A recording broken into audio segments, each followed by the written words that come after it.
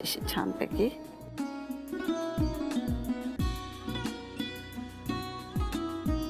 आता ह्याचे आपण तुकडे करायचे, मध्ये कापते आता आणि साधारण 2 इंचाचे तुकडे करायचे.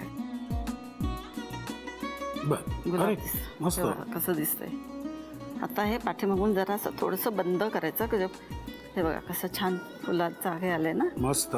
आता हे थोडंसं फोल्ड हे करायचं. वाव, सरस. हे बघा कसं दिसतंय, टू गुड. आता हे तळायचं आणि मग खायचं. ओके, हे असंच खायचं ना निघाल्यानंतर त्याच्यावरती साखर किंवा आपल्याला जर आवडेल ते गोड काही चालेल.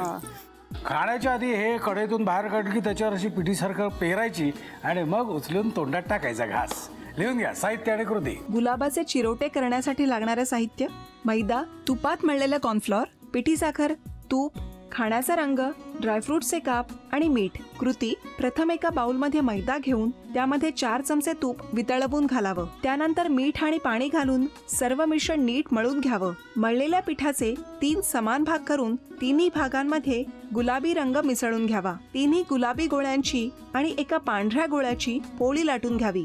पांढऱ्या पोळीला तूप लावून कॉर्नफ्लोअरचा साठा लावून घ्यावा. तिन्ही गुलाबी पोळ्यांना तूप लावून त्यावर कॉर्नफ्लोअरचा साठा लावून त्याची गुंडाळी करून घ्यावी. तिन्ही गुलाबी पोळ्यांचा रोल करून तो पांढऱ्या पोळीच्या मध्यभागी ठेवून पांढरी पोळी दुमडून त्याचा रोल तयार करून घ्यावा. तयार रोलचे तुकडे कापून वरचा गुलाबी आकार लाटून घ्यावा. कढईत तेल गरम करून गुलाबाचे चिरोटे तळून घ्यावेत आणि पिठी साखर घालून सर्व्ह करावेत.